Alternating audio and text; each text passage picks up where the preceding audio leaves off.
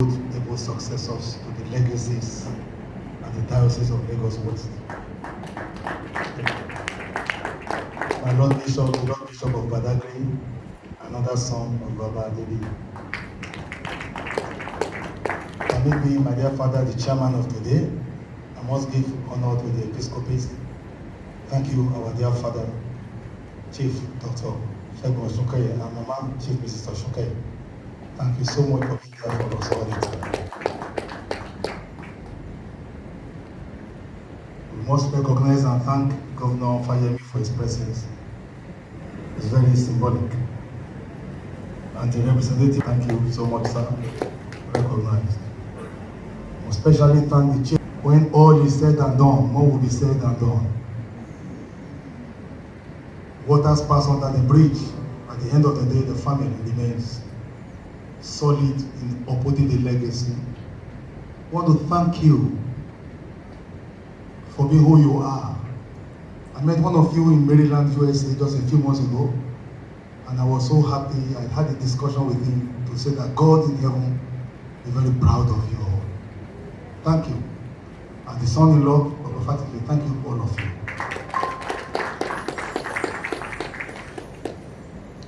I must thank God for the life of the registrar of Lagos West, our Father. And to Dr. Tui Okewo and Mama Okewo, we are grateful to you, sir, not just as a presenter, but for your role in the life of this great man and for your role as the pro-chancellor of Ajayi Crowder University. We must recognize that. All the diocesan officials recognize, all the priests who are here and priest wives.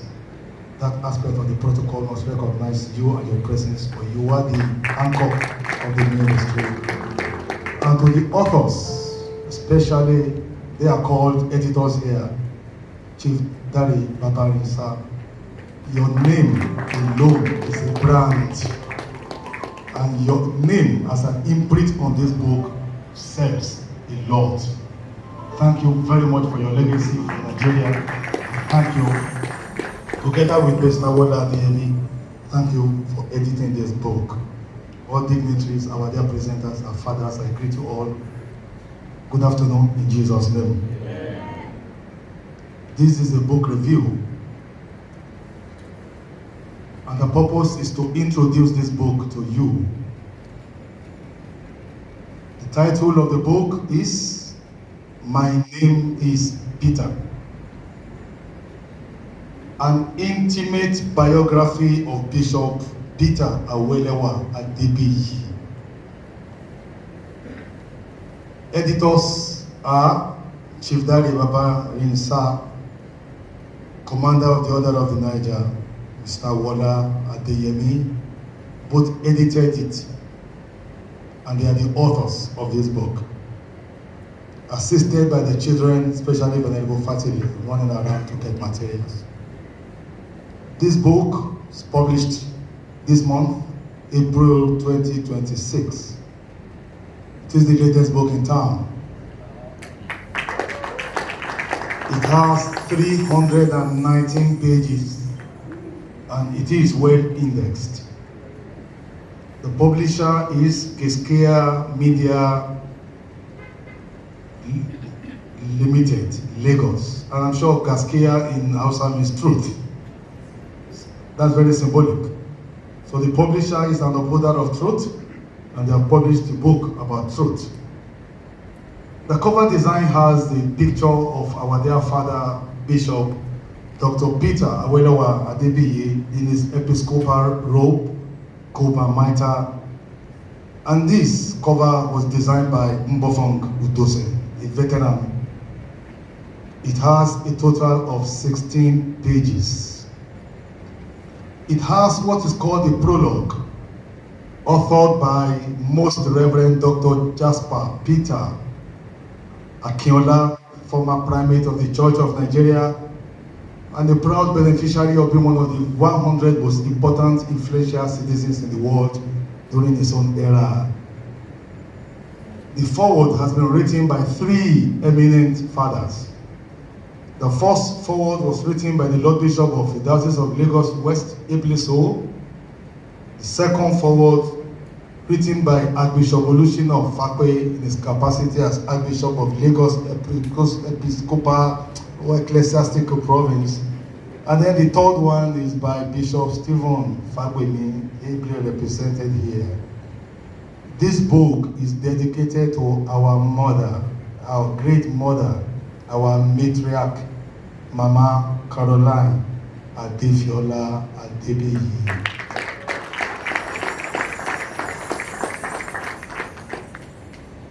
I see the junior brother of Baba. Thank you very much. God bless you all. We see your faces all. We see Baba. May his soul rest in peace. May his legacies endure. Before I go into the review, I have 5 preamble statements to make.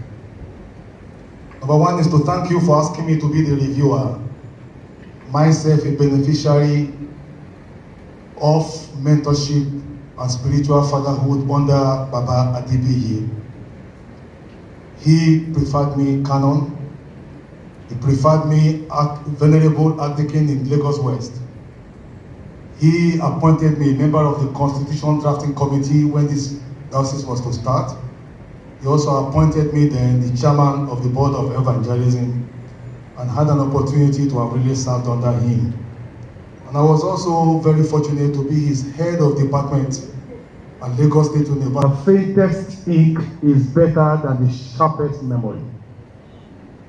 Most of our leaders and custodians of knowledge, truth, die. You might begin to imagine that many people who died long time ago, they are still in ministry today.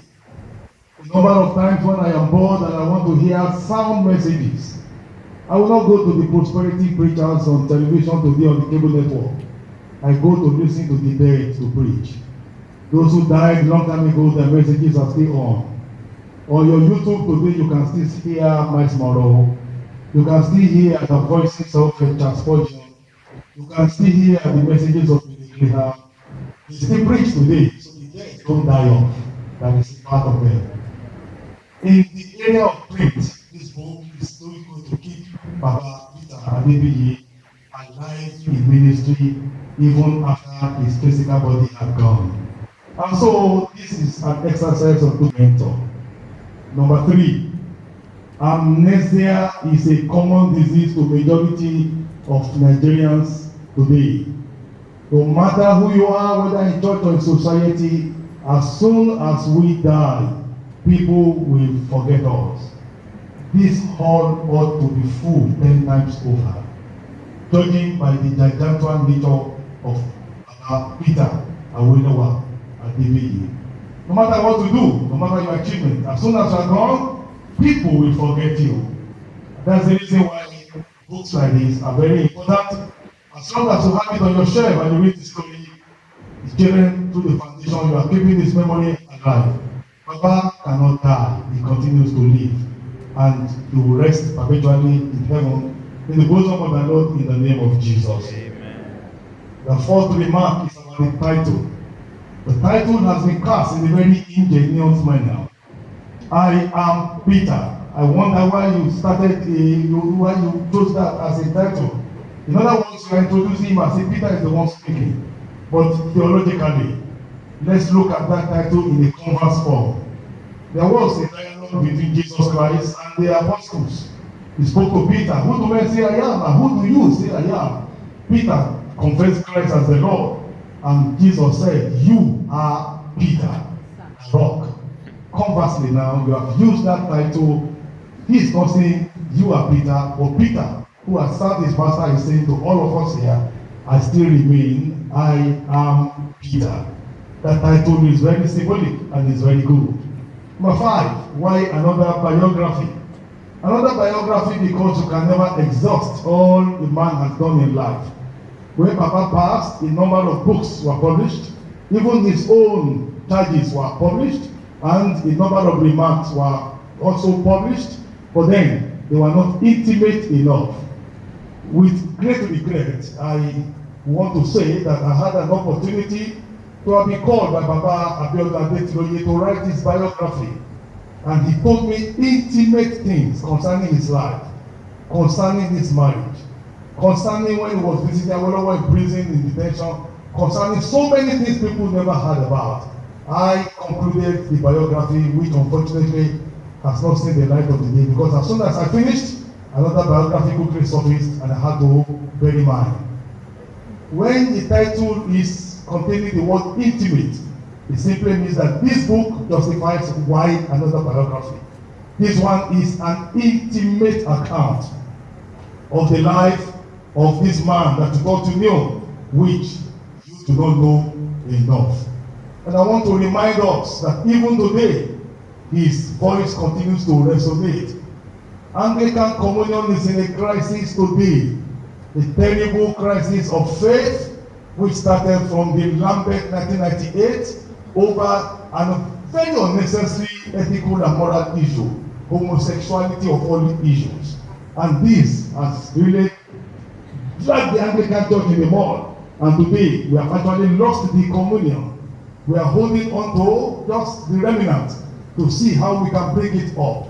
And you could see that even in the recent time that GAFCON met, the tape of Baba Adebiyi was still played over and over again. His contribution at Lambert 1998 continues to be the only major voice of global Orthodox Anglicanism that is still being referred to up to today. So he has a voice, even in death, he still has a voice. Please listen very carefully to this extract from the prologue written by Brother Peter Akinola. I quote, "This biography reminds us that Bishop Adebiyi's story is not confined to his lifetime. It's not confined to his lifetime. His numerous friends, including those of you who are here seated, family of priests, the inheritors of his vision, and the institutions he built, they continue to carry forward his values and dynamic faith, his discipline, his humility, and scholarship. His life is a beacon, illuminating the path for future generations who seek to serve God and humanity with integrity." Knowing Private Peter Akinola for who he is not a man who will flatter anyone. He has spoken the truth, and he is saying here, this book is a challenge, teaching us leadership with all ramification with integrity. The first chapter is titled The Crossover Night. This talks about the family background, the birth and the childhood of Peter Adebiyi. The second chapter is titled The Boy Who Loved the Piano. And that tells us another side of this great man of God, a thoroughbred priest who went through every rank of ministry. Including most of the students are your teachers. And in reality, even the bishops today, 47 of them serving today, passed through me. And I said, it doesn't matter, I will study under my own students. He said, why do you want to leave? He said, I've been vicar of churches. I think I need to still serve and learn some other more. He said, okay. I will take you to ABMC to go and join them. I said, please, sir. If I say I need to learn and I want something more, I mean the rural area. ABMCC is too urban for me. He said, okay, you go and join them at Church of Pentecost. I said, Baba, please take me to a village. He said, are you recruiting posting? 2 places are taking you. I said, he said, unless you want to go outside Lagos. He said, yes, take me. Then he now took me to go and be a curate under Abel Ajibodu at Ijaniki. I requested him to post me. I turned down to post him, and he said, okay, I will take you there. He posted me to go and serve under Abel Ajibodu as a curate, and that was the best part of my Anglican ministry. It was there I learned how to really conduct services in Yoruba language. All this blowing English grammar that we do in the big churches, it was in the rural area. I never knew I will be posted later in life to the bishop of the Diocese of Elisha, where 90% of my congregation are Yoruba speaking. And I have to preach most of the time in Yoruba. I learned that because I served at the rural area. So he was Alufa Ikoro. And during that period, that chapter includes his seminary life. It includes his early ministry, and it includes also everything he did as a rural pastor he established his roots as a genuinely called man of God. Then chapter 4 talks about his sojourn in Ajayi. He pastored in Ajayi and he had an opportunity to see the chaplain of Baba Adebiyi. He witnessed it when Baba Adebiyi had to confront the cult members in church who were struggling to maintain their place of prominence. And so he was properly mentored to become who he was by being trained by such a giant like Adebiyi. Chapter 5 talks about his pursuit for further knowledge. Further knowledge simply means he went for postgraduate studies, a part of which you have had. Eventually, he became a PhD holder and he became a lecturer at Obafemi Awolowo University, Ado-Ekiti as it was then called, before he changed to University of Ado-Ekiti and then to Ekiti State University. He was there when he came to ADMC to serve under here with you. And during that period, I was actually the one who came to see him at the vicarage here and said, Baba, you are now in Lagos. Lagos State University will need your services. And we invited him to come and join the staff of Lagos State University. I was HOD then, and then he served as a lecturer of Lagos State University. Here, he had an experience that is commonplace. He was attacked by robbers. He was actually shot, and we thank God that his life was saved simply because God knew that he had better work for him ahead. The authors have titled that chapter 6, A Baptism of Fire. He was undaunted. He continued to do his own job, and God rewarded him eventually. In chapter 7, all hail the bishop. That recounts his election as the Bishop of Owo. What he did at Owo, some of which has been attested to, and his exploits here as a pioneer bishop of the Diocese of Lagos West. He built this diocese from the scratch as a pioneer bishop. He did it most excellently, and he handed over to my Lord, the present Bishop of Lagos West, a diocese that became the largest in the entire Church of Nigeria. Number 8, the chapter is titled Waving the Flag of Nadeko. In other words, we are talking about a bishop who will not suffer fools gladly. We're talking about a bishop who was very, very courageous. Many of us here listen to his bishop's charges, and one thing you will give to Bishop Adebiyi, he will tell it as it is. He told it as it was. He looked at the authority in the face, but they don't want to hear the truth, but he will tell them the truth. He was not somebody who depended upon gifts from the government to the extent that he would not tell them the truth. But then the authors, Chief Dare Babayesa, traced this radical instinct even to when he was in the seminary. He was unanimously raised to become the